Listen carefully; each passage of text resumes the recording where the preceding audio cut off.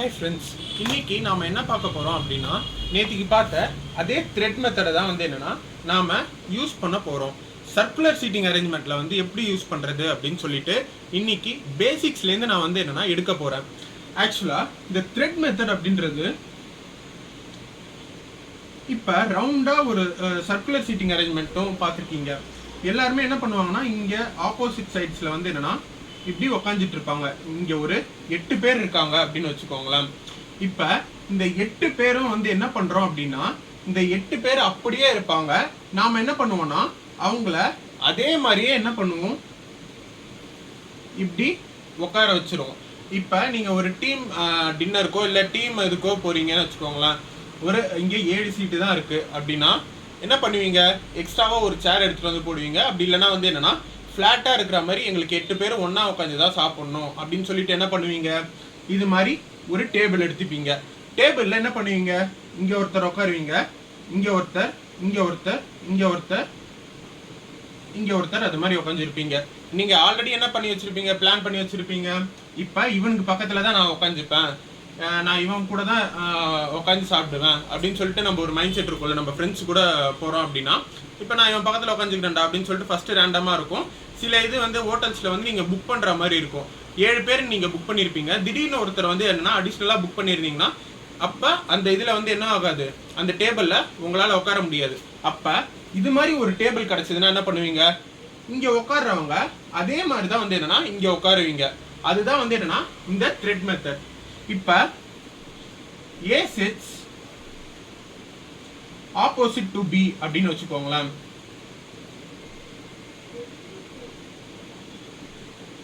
B னா இப்ப நாம என்ன பண்ணுவோம், B எனக்கு இங்க வரும், A எனக்கு இங்க வரும். B யும் A வும் எனக்கு ஆப்போசிட்ல தான் உட்காருவாங்க. அதே இதை நான் என்ன பண்றேன், A ல இருந்து என்ன பண்றேன்னா, இங்க ஒருத்தர் இருக்காருன்னா இந்த 4 பேர் அப்படியே இந்த 4 பேர் இந்த சைடு வந்துருவாங்க, இந்த 4 பேர் இந்த சைடு வந்துருவாங்க. புரியுதா? இங்க ஒரு 4 மெம்பர்ஸ் இருக்காங்க அப்படின்னா அந்த 4 மெம்பர்ஸ் எனக்கு இப்படி உட்காந்துருப்பாங்க.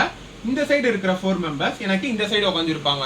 எப்படியா இருந்தாலும் நீங்க இப்ப பிக்கு பக்கத்துல என்ன பண்றான்னா, சி அப்படின்னு உட்காந்துருக்கான் அப்படின்னா, பி எல்லாருமே என்னன்னா ஃபேசிங் இன்சைட் கொடுத்துருக்காங்க, அவுட் சைடுன்னு கொடுத்துருக்காங்க. இப்ப பி இன்சைட் ஃபேஸ் பண்ணிருக்கானே வச்சுப்போம். பி உடைய ரைட் சைட்ல யார் வரா, சி வராங்க. அதே இதுதான் நீங்க இங்க எடுத்தீங்கனாலும், ஏ எனக்கு இங்க இருப்பான், 1 2 3 விட்டு பி எனக்கு இங்க இருப்பான். பி உடைய ரைட் சைடு எனக்கு இதுலயும் என்னன்னா சி தான் வருவான்.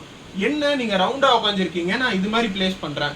இது மாதிரியே எல்லா இதுவும் என்னன்னா ஒரே டேபிள் மாதிரி இருக்காது. என்ன பண்ணுவாங்க அப்படின்னா, இப்ப ஸ்கொயர் டேபிள் கொடுத்துருப்பாங்க, இல்ல ரெக்டாங்குலர் டேபிள் கொடுத்துருப்பாங்க. அது மாதிரி இருந்தாலும் என்ன பண்ணுவேன்னா, நாம இது மாதிரி ஒரு பந்தி போடுவோம்ல கல்யாணத்துல. எப்பவுமே ஹோட்டல்ல பாத்தீங்கன்னா இது மாதிரியும் இருக்கும், இது மாதிரி ஒரு டேபிள் மாதிரி கண்டினியூஸா உட்கார்ற மாதிரி இருக்கும். நாம என்ன பண்ணுவோம், சரிப்பா எல்லா இதுவுமே என்னன்னா ஒரு இதுலயும் ஒரு ஹோட்டல்லையும் இது மாதிரி இருக்கு, இது மாதிரி இருக்கு, நம்மளால எத்தனை பேர் வருவாங்க, எத்தனை பேர் எக்ஸ்ட்ரா வரமாட்டாங்க அப்படின்னு தெரியாது. அப்ப அந்த சமயத்துல என்ன பண்ணுவோம்னா, இது மாதிரியே நம்ம எடுத்துப்போம். இது மாதிரி எடுத்துக்கிட்டீங்கன்னா உங்களுக்கு எக்ஸ்ட்ராவா ஆள் வந்தாலும் என்ன பண்ணலாம்னா, அதுக்கேற்ற மாதிரி நீங்க அட்ஜஸ்ட் பண்ணி உட்கார வைக்கலாம் அப்படின்றது தான் நான் நினைப்போம். அதே தான் இங்க என்னன்னா, இப்படி இருக்கிற அந்த ரவுண்ட் டேபிளை நான் என்ன பண்ணிடுறேன், ஸ்ட்ரெயிட் ஆக்கிடுறேன். ஸ்ட்ரெயிட் ஆக்கினாலும் என்னன்னா, இப்ப இவருடைய லெஃப்ட் அப்படின்றது எங்க வரும்னா, இந்த சைடு என்னன்னா வந்துடும். எனக்கு எல்லாமே என்னன்னா ஃபேசிங் இன்சைட் அப்படின்னா நான் மேலே பார்த்த மாதிரி எடுக்கிறேன். இப்ப இவருடைய லெஃப்ட் எனக்கு இந்த சைடு வந்துடும், இவருடைய ரைட் எனக்கு இந்த சைடு தான் வரும்.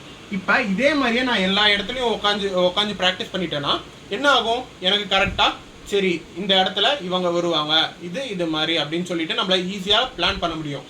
இதே ஒரு ஹோட்டல்லையும் நம்ம ஒரு ஹோட்டல்ல போனா ரவுண்ட் டேபிள் வச்சிருப்பாங்க, ஒரு ஹோட்டல்ல ஸ்கொயர், ஒரு ஹோட்டல்ல ரெக்டாங்கிள்னா என்னன்னா அங்க நம்ம பிளான் பண்ணி உட்கார்றதே கஷ்டம். இதே இது நம்மளுக்கு இது மாதிரி இருந்ததுன்னா, சரி இந்த மாதிரி தான் எல்லா ஹோட்டல்லையும் தனியாவே இது மாதிரி குரூப்பா இருக்கும், அப்ப எல்லாமே இதே மாதிரியே உட்காருவோமே அப்படின்ற சொல்லிட்டு தானே ஒரு ஐடியா வரும். இப்ப இவருடைய ரைட் ஹேண்ட் சைடும் நீங்க பாத்தீங்கன்னா இந்த சைடு வரும், இவருடைய லெஃப்ட் ஹேண்ட் சைடும் எனக்கு இந்த சைடு வரும். இப்ப டி எனக்கு இங்க வராரு அப்படின்னு வச்சுக்கோங்களேன். இப்ப ஏ உடைய லெஃப்ட்ல டி, அப்பனா ஏ எனக்கு இங்கன்னா டி எனக்கு இது மாதிரி இருக்கும்போது இங்க தான் வருவாரு.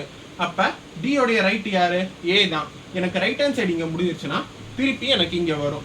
அதே மாதிரி ஏ உடைய லெஃப்ட் ஹேண்ட் சைடு அப்படின்றது இங்க இருந்து எனக்கு டி இங்க வரும். ஓகேங்களா? இதுதான் பேசிக் கான்செப்ட்.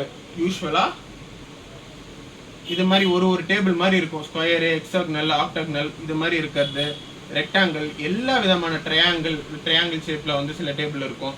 இது மாதிரி இருக்கிறத நம்ம என்ன பண்ணுறோன்னா ஒரு ஹோட்டலில் எப்படி வந்து பிளேஸ் பண்ணுறாங்க அப்படின்றதுக்கு பதிலாக நாம் ஓப்பனாக இது மாதிரி எடுக்கிறோம். அவ்வளோதான். இந்த மெத்தடில் நீங்கள் ப்ராக்டிஸ் பண்ணிட்டீங்கன்னா எல்லா சம்முமே வந்து இதே மெத்தட்லேயே சால்வ் பண்ணிடலாம். நீங்கள் ஒரு டேபிளும் இப்படி பிளேஸ் பண்ணணும், ஸ்கொயர் டேபிள்னா இது, ட்ரையாங்கிள் டேபிள்னா இது, ரெக்டாங்குலர் டேபிள்னா இப்படி அப்படின்றத எடுக்கணும்னு அவசியம் கிடையாது. மோஸ்ட்டாக இந்த மாதிரி சால்வ் பண்ணால் உங்களுக்கு ஈஸியாகவே வந்து என்ன சால்வ் ஆகும். இன்னைக்கு இதை பற்றி ஒரு சம்மை வந்து டீட்டெயில்டாக ஒரு 20 to 30 minutes வந்து என்னென்னா ஒரே சம்மை வச்சே நான் எக்ஸ்பிளைன் பண்ணுறேன். ஓகேங்களா? இதுதான் பேசிக்கு. இது கொஞ்சம் பார்த்துக்கோங்க. தேங்க்யூ.